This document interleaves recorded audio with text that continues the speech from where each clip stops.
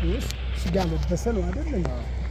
ስለዚህ ለመለኮት ኢየሱስ መቃብር ውስጥ በሥጋው እንኳን መቃብር ውስጥ ቢሞትም ለመለኮት ግን መቃብር የሚባል የለውም፣ እዚህ ቦታ የሚባል የለውም። ባህሪው ራሱ መንፈስ ስለሆነ የሚሰግዱለትን በእውነትና በመንፈስ አይደል የሚለው ያ እግዚአብሔራዊ ባህሪው በመቃብር ውስጥ የሚገደብ አይደለም። አብሮት ከሥጋው ጋር መቃብር ወረደ የምንለው አይደለም። ሲጀምር መለለም ተለይቷል። ያማ አብሮትም አለ። ያማ ካልን እኮ አሁን የሚገርመኝ ሰው ሞተ ስንል ነፍሱ ተለየች ነው። ነፍስና ሥጋ ተለያዩ ነው። በዴን ለብቻ አስከሬኑ ለብቻ ነፍሱ ለብቻ። አሁን መለኮት አለ። እሺ ጥሩ መለኮት ተዋህዷል። በማህፀን በድንግል ማርያም ማህፀን መለኮትና ትስብእት ጋብቻ ፈጥረዋል። ተዋህዷል። ላይለያዩ ተዋህደዋል። እሺ ኦርቶዶክሳዊት ገታዬ ነው። አሁን በሞተ ስንል የተዋሃዱት በሞት ጊዜ ተለያይቷሉ? አልተለያዩም። ካልተለያዩ ተቀበረ ስንል መለኮት አብሮ ሙሉ ነው የተቀበረው ወይስ ለብቻ ጥግ ላይ እየጠበቀ ነው? ምንድን ነው ያለው ነገር? ባይቀበርም አብሮታል። መቀበር እኮ የሚባለው ሲጀመር ማለት ነው። መቀበር የተባለው እኮ ሥጋ ስላለ ነው እንጂ ለመለኮት እኮ ሞት፣ መነሳት፣ መቀበር የሚባል ነገር እንደሌለው ካመን ያ ሕያው የሆነው መለኮት ከክርስቶስ ጋር በአብሮነት እንዳለ ነው። ይሄ ቅድም ስትሉ ነበር። ምንድን ነው ዘንበለ ትንሣኤ ምናምን ላጤ ምናምን። ስለዚህ ያ ሥጋ ለሥጋ ስለሆነ የተከፈለው የሞት ዋጋ መለኮታዊ እኮ ባጭው የእርሱ መልክ መለኮት የተዋሃደው ክርስቶስ ሲሞት በመቃብር ውስጥ አብሮ መለኮት ተቀብረዋል እያሉኝ ነው። መቀበር የሚባል የለም፣ አብሮነት አለ። ለመለኮት ሲጀመር መቃብር የሚባል የሚይዘው ነገር የለም። ለመለኮት መቃብር የሚባል ነገር የለውም። ስለዚህ ክርስቶስ ተቀበረ፣ መለኮት አብሮ አልተቀበረ። ስለዚህ ተለይቶታል ማለት ነው። አሁን መለኮትን መቃብር የሚይዘው አይደለም፣ መቃብር የሚያስጨንቀው። እሺ ክርስቶስ ተቀበረ አልተቀበረ? ተቀበለ እንዴ? ወተንሳ እያሉ እየሰበኩ አሁን እኮ የእናንተ ማለት ነገር አገባኝ። እሺ መለኮት አይቀበርም፣ በመቃብር አይወሰንም፣ በዓለሙ ሙሉ ነው። ክርስቶስ ተቀበረ እያልን አይደል? ታዲያ መለኮት ተለይቶት ነው የተቀበረው ወይስ ከመለኮት ጋር ነው? በሥጋው ሞተ ነው እኮ የምንለው። አሁን በሥጋው ሞተ እየለያችሁ ይልኛል። አሁን ግራም ያጋባው መሰላችሁ ወይ ተለይቶታል በሉ ወይ አብሮ ተቀብሯል በሉ። አዎ መለኮት ሳይሞት ነው።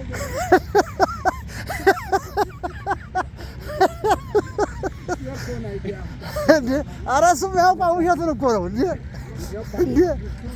ለመንገዱ። አዎ እስቲ አይዲያችን ምንድነው? አተረጓጎመ የደረሱበት ከመጽሐፍ ውስጥ ከመጽሐፍ ጥሩ ነው ለተመናገር ከመጽሐፍ ነው። መለኮት አካል አለው። ማነው? ሥላሴ አካል አላቸው የራሳቸው። አብ የራሱ ፍጹም አካል አለው።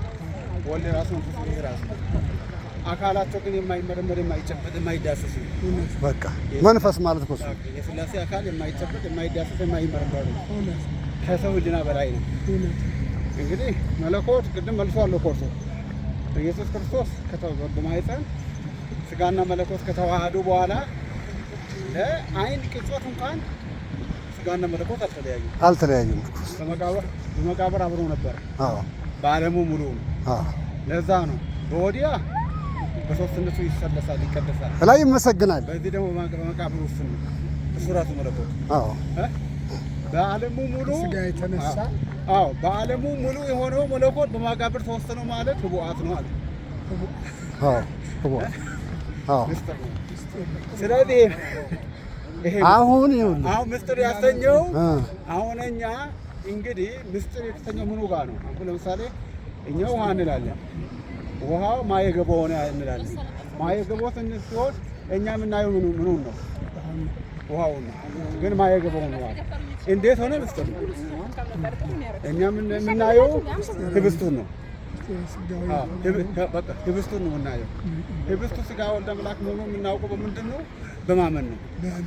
በእምነት ምስጢር ነው። አሁን ደግሞ ኢየሱስ ክርስቶስ ሞቷል። ስንት ጊዜ ሆነ ከመጡ ቤት?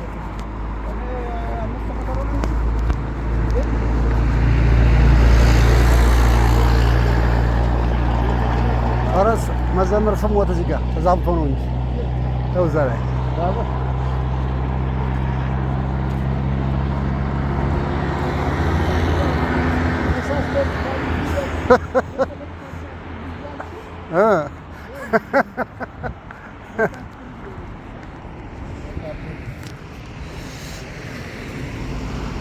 እንዲህ አድርጎ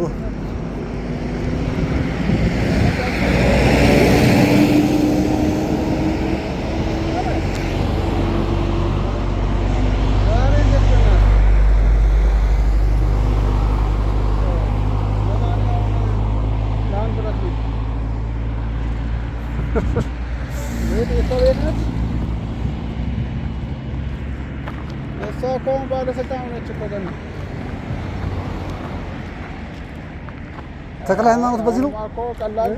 ተክለ ሃይማኖት ዝም ብሎ ቀላል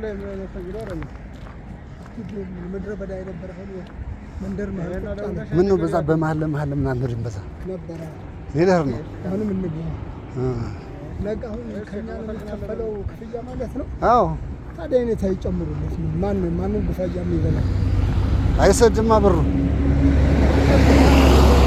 ተርፍን የመጣብን እኮ ከእንትን ውጭ በዚህ መሀል ለመሀል እሑድ አይመጣም ነው። እሑድ ደግሞ 16 ነው። ጊዮርጊስም አለ። ከዛ ማን ጉባኤ አለ። ሐሙስ ወይ ዘማሪ መቅረፍ መቶ ነው። እሺ መልአከ ማን ነው ስሙ? ይኸው ቆንጆ ጃር ሊያው በቃ እሺ። እስከዛ አንድ ጥያቄ ልጠይቃችሁ። እሺ እንግዲህ ከተዋሂዶ በኋላ ስጋና መለኮት አልተለያዩም። ስናስተምርም ምናልባት የስጋን ንግግር ተናግሮ ከሆነ ከተዋሂዶ በኋላ ከቅድመ ተዋሂዶ በፊት ያለውን ብለን ነው የምናነሳው እንጂ ከተዋሂዶ በኋላ ምንታዊ የለም። አሁን በዕለተ ዓርብ ሞተ የሚላል ከሞተ መለኮት ተለይቶት ነው። ሎቱ ስብሐት ተለይቶት ነው ሞተው። መለኮት አብሮ ነው። አራራ መለኮት ከሞተ አብ ወልድ አብሮ ወልድና መንፈስ ቅዱስ አብሮ ሞቱ ወይ እንዴ? ወደ ይመለስ ሞተ በስጋ ወይ በመንፈስ እያሉ። ስለዚህ በመለኮቱ አልሞተም። መለኮት አይሞትማ። እንዴት አብሮ ይሞታል? እሺ መለኮት አልሞተም። ስለዚህ ተለይቶታል ማለት ነው። የዛ መቃብር በሚገባበት ሰዓት ላይ ነው አልተለየውም። እንዴት ቢለየው ምን? እሺ መለኮት አብሮ ተቀብሯል። መለኮት አይቀበርም። ውጭ ጠብቀው ነበር። መለኮት አይቀበርም። ስጋው ተቀበረ። ተለይቶታል እያሉኝ ነው። ምን መለኮት አልተለየውም። ካልተለየው ስጋውን ቀበርን። እሺ መለኮቱ የት ነው ያለው? አሁን ነፍስና መለኮት እንለይ። ነፍስ ናት መለኮት የሆነ ማን ነው? መለኮት የሆነችው በራሱ የራሱ ነፍስ አለው። ያው ጋር የተያዘ እኮ ነው። አሁን እርሶ ብለዋል ሞት በስጋው አይ በመንፈስ። አዎ በስጋው ሞቷል። በስጋው ሞቷል። በመንፈስ ያው ነው። አዎ አቤት ገኑ አይደ የሉ። አዎ እነሱ ቀድሞ ሊሆኑ ይችላል። እንደ ጥያቄው ሆነው እንደው ጥያቄው አሁን እኮ ይኸውልህ መለኮት ተለየው ብንል ሩቅ ቢሲ ስጋ ነው። እዛ ወደቀው ልትል ነው እኮ ልትለኝ ነው ልትለኝ ነው። ደግሞ አሁን ደግሞ ስጋ እንግዲያስ በምን ኃይል ተነሳ እና እኮ እኔ አሁን እዚህ ጋር ተለይቶት እንዳለልህ እዛ ጋር የሚመጣውን ደግሞ ያስፈራል። ስለዚህ አልተለየውም ነው። ካልተለየው ሞቷል ነው ሞቷል። አልሞተም። እሺ ስጋ ሞተ፣ ግን በስጋ ላይ አድሮ ነበረ መቃብር ውስጥ እዛው። ስጋ ግን ሳይሞት ተቀብሮ ስጋ ሞቷል። ስጋ ሞቷል። በስጋ ውስጥ የነበረው መለኮት ግን አብሮት ነበረ እዛ ውስጥ ተቀብሮ። አዎ። ስለዚህ እንዴ ያማ ከሆነ ካዲያ ምን ልትል ነው? ሲጀመር እኮ መቀበር የሚባል ነገር ለመለኮት መቀበር የለም። የምንተነፍሰው አየር ያማ ተለይቶት ነው እዛ ውስጥ ካልንማ ሌላ ጣጣ ሊያመጣ ነው። አስነሽ ይፈልጋል እንዴ መብራቷ ትታበይ አባ ወሽሽ አሁን እያበራ ነበር። አላየሁትም። ሲባ እየበራ ነው።